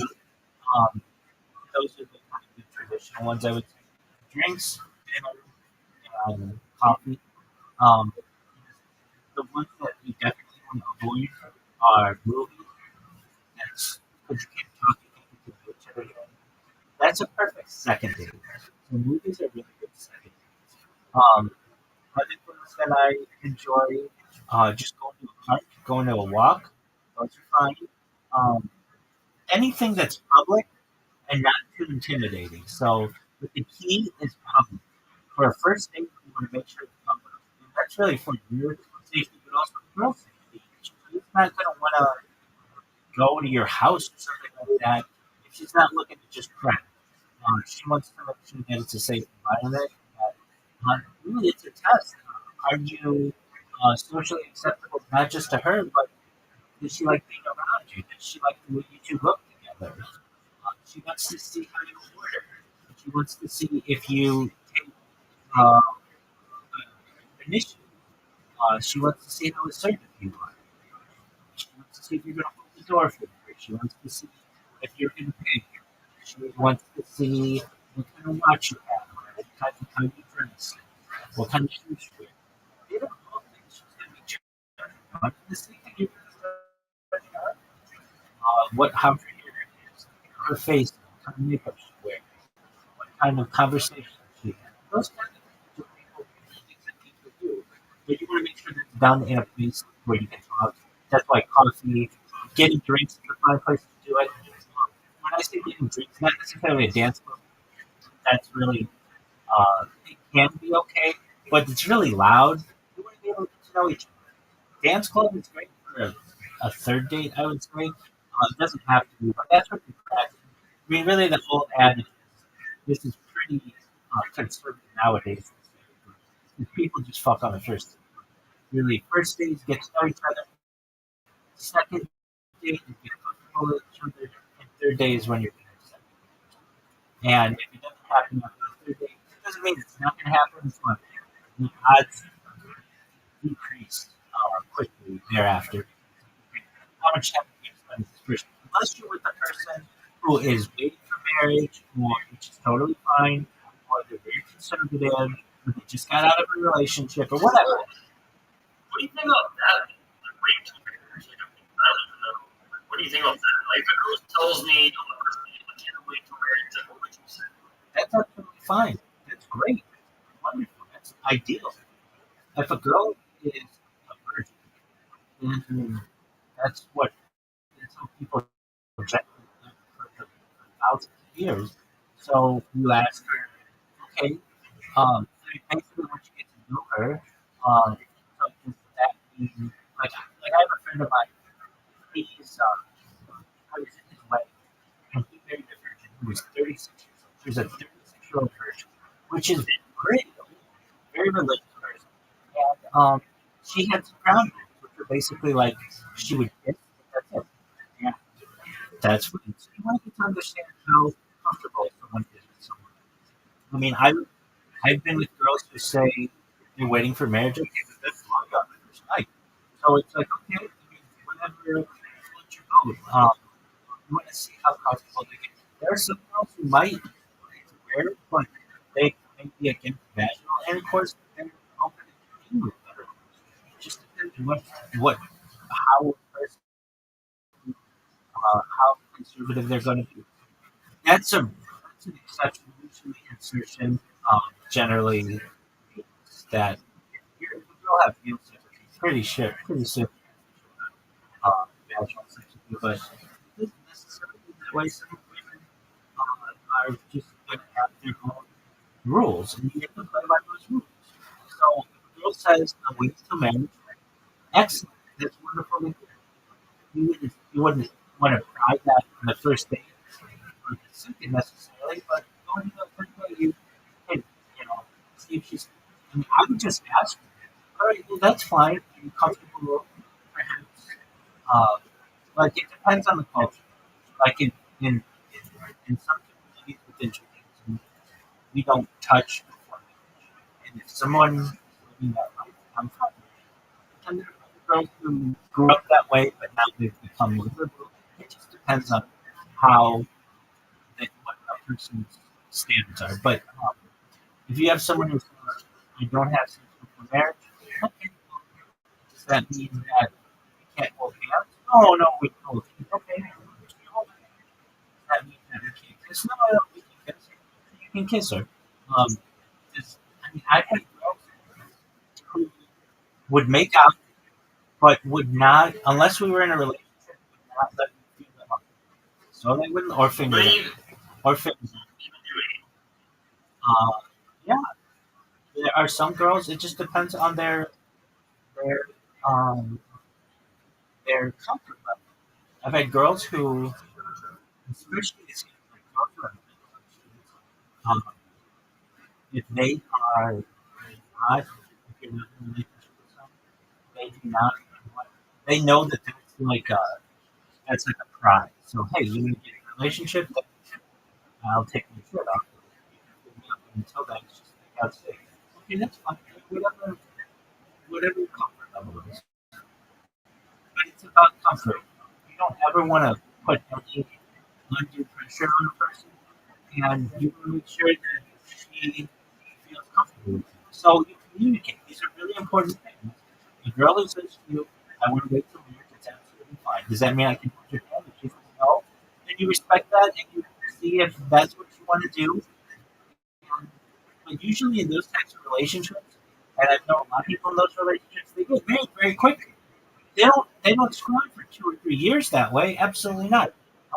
You just need a ring and a date. Okay, I like you, you like me. Our parents approve of this. We're in the same community.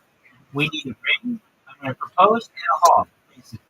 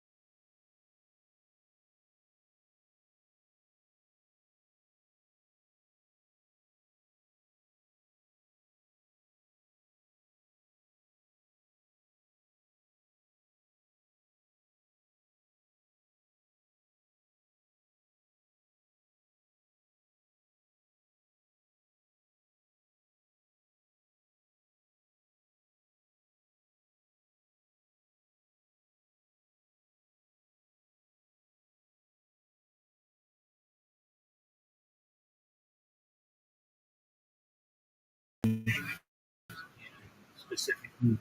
Yes. Yeah, women who move the way to marriage are actually respectable.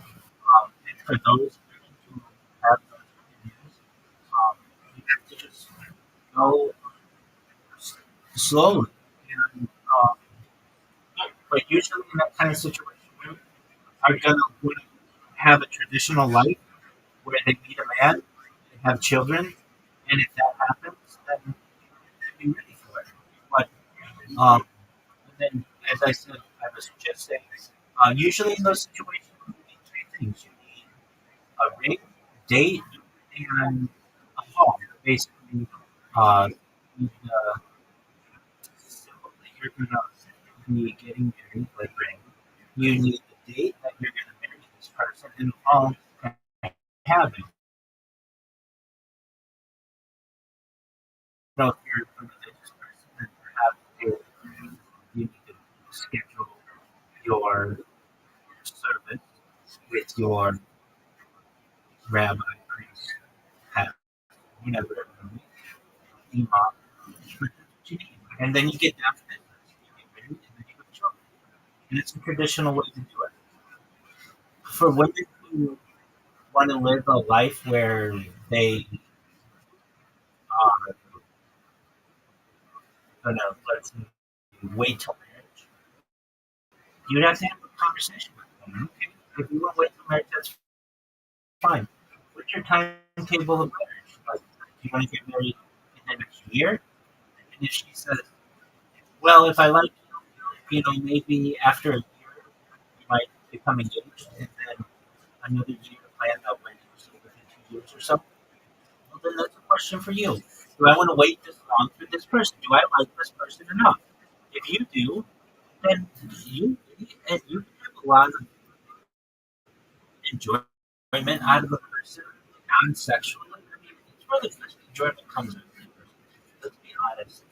If this is someone you want to grow old with, then you're going to be fine going at their pace. And if she is someone who feels that you are worth it, she's going to put her time in for you. Does that make sense? Yeah. We talked about stuff. I do have nothing to say. You can ask me. Yeah, absolutely. It's such a big part of it. It is a big part of the world, but keep in mind that I, basically be pretty neutral on this topic. So just because I'm so public, internally, I have my own beliefs, but I do my best to not at least promote the right of because frankly, I'm an independent, not just an independent, but most likely like a libertarian communist. I feel as if we should have maximum amount of rights and that our needs should be taken care of by some central state. And that's not even like a thing in the United States, but that's what I am. Yeah. I'm sure you agree with that too. Why play this game of right versus left when I could say to you, hey, how would you like it if like all the healthcare was paid for and the education was paid for, but you still had freedom of speech and freedom of religion and all the other things? Would you want that? That sounds like a fantasy world, but doesn't that sound good? That's okay. I mean, yeah. I don't know too much about it. Okay, I know. sure. Um, You need to feel on it. yeah, I mean, so libertarianism is basically when it gets down to brass tacks, maximum rights for the individual. So what does that mean? It means that you should have freedom of privacy if you like, freedom of speech, freedom of religion, freedom of the press, freedom to assemble. These are all ideas that have been codified in the Bill of Rights, generally. And then communism, which is where you don't own anything. Everything essentially belongs to the state. But that's okay. If everything is really good, then who cares about ownership? You have to understand that when you get into ownership, at the very end, you get into where we're moving toward really what we're in now, which is late-stage capitalism, where a very few amount of people own the majority of all the services and of all the land and of all the opportunities. It's an inevitability with capitalism, and I'm not necessarily a fan of that. The reason why I'm a fan of more socialist or communist system is because there is a safety. So like if something happens to you, Jason, or you get hurt, or your parents get hurt, something like that, capitalism, you become homeless. You have no food and nowhere to live. That's the capitalist system. Under communism, you have a place to live, you have food, you have shelter, you have health care. It's all taken care of by the government. Sounds a lot good, doesn't it? Now, what you don't have in the communist general I have a question. by the cultural. Go ahead.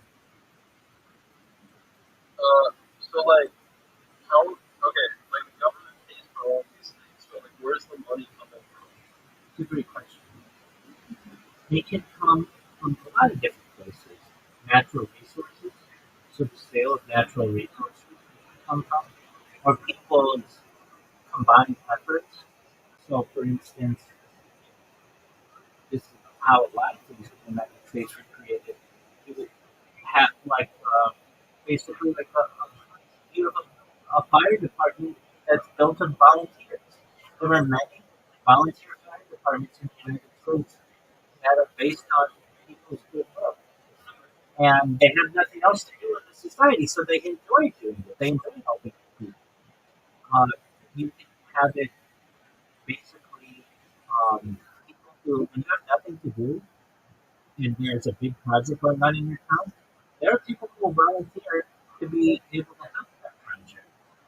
So, like for instance, if you are having to build a, let's just say a road, okay, well we're gonna build a road. All right, well there are people who want to sit on the ass all day and do nothing. That's cool. Or there are people who build the road and then the people in society will thank them for their efforts.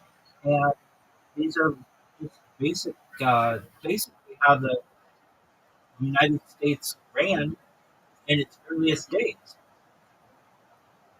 Rabbi. Yes, sir. I'm back. Oh, I don't know. I'm scared. You're good. You're good. If I ever cut out, I'll be back.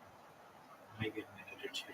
If it's ever any longer than that, then I kick on the GoPro. But it's in the 4 years I've been doing it. We had a power outage 3 years ago, and unfortunately, I had a GoPro going simultaneously, so that was one. It doesn't happen very often. If it ever does, whatever. Okay, so you have a system though where the central state is able to provide for the needs of the people. So, okay, um, let's take for instance, and perhaps everybody has a role. And so, what would the role be? Well, if you're a cook and you enjoy cooking, well, then you may be asked by the state to work for 4 hours in the kitchen a couple times a week to be able to create food for the general public. You volunteer your time to be able to do that. Do you make any money doing it? No. But it also, you don't need money. Money has no worth in your society.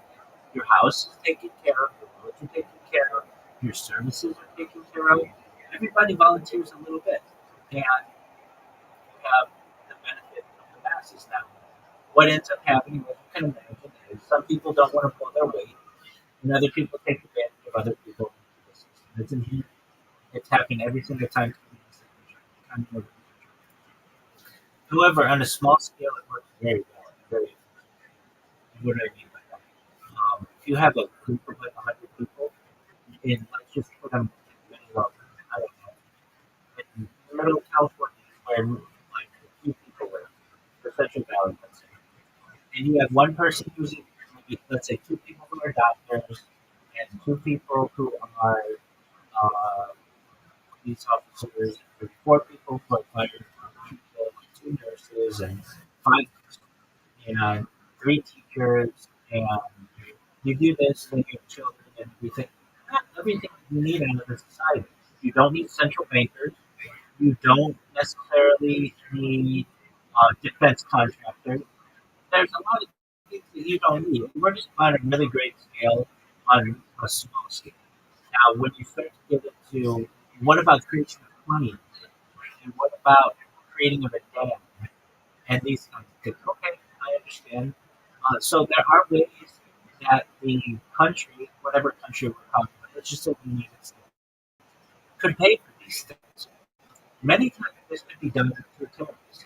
And you're hearing a lot in the news about tariffs today, but you should understand that they're not working the way that they should. Basically, with a tariff-based system, ideally, you shouldn't have to pay any taxes. Anything that is exported, you can make money on. And anything that's imported has a tariff on it. And the tariff pays for the planes and the dams and the roads. So basically, people who want something that is of that is more desirable let's say they want a foreign car, well, you can have a foreign car. That's fine. But there's a tariff. So now you're going to have to pay twice what a normal car would be.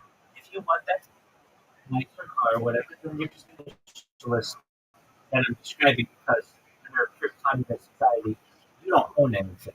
And so, um, but that doesn't necessarily mean that you can't have a system where people volunteer their time or whatever it is to be able to get rid of the whole.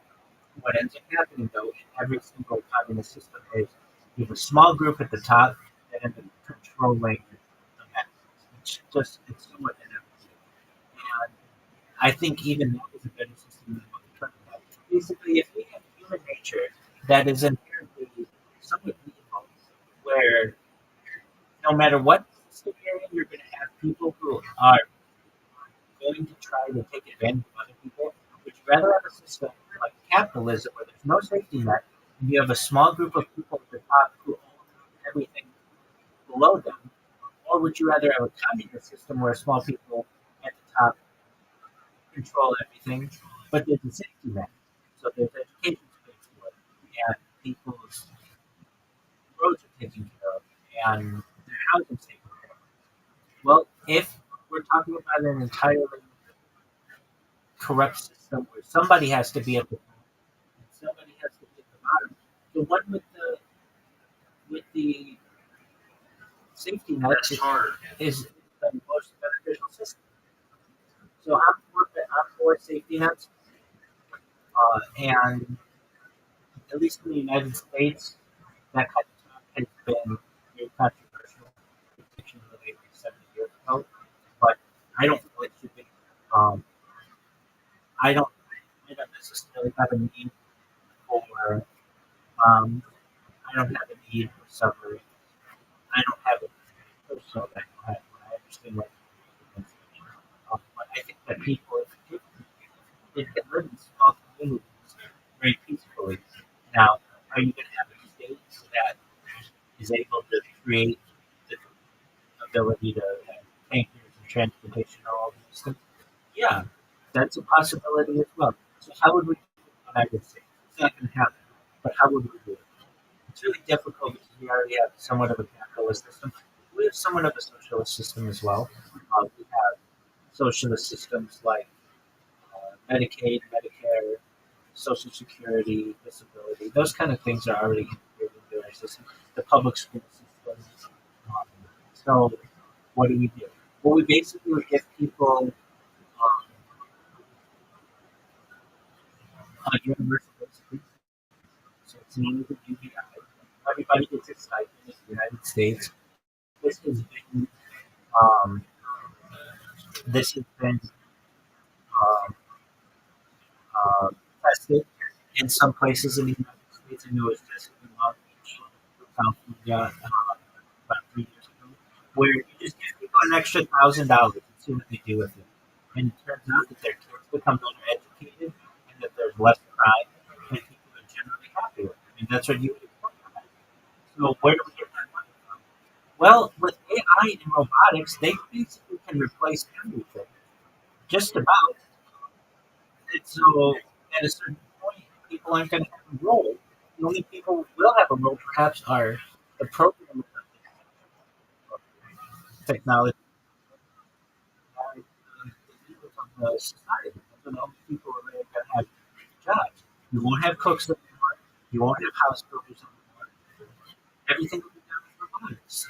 And at a certain point, there's not even really a need for money because everything's already taken care of. So, how would we do it in the United States? I don't think there's anything boring about a world without homelessness. I think that's a beautiful thing. Or a world without hunger or thirst. I think these are Yeah, sure. But there's no progression. There's no rush. There's no purpose. There's nothing to do.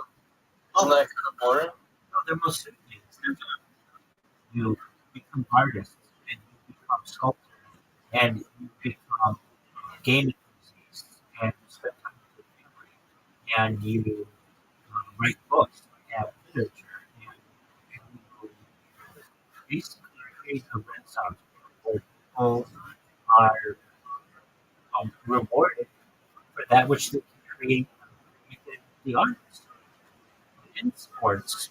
So basically, like things that people do that aren't jobs. When all the jobs are taken by robots, then people will focus on humans.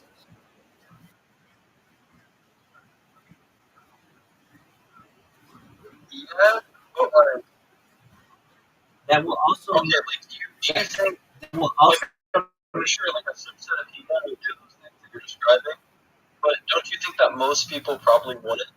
Just kind of, it's like, even look at today, for example, like, people just sort of, like, they'll sit on TikTok and run away. You know, that's like average person. Like, even my parents, like, they're just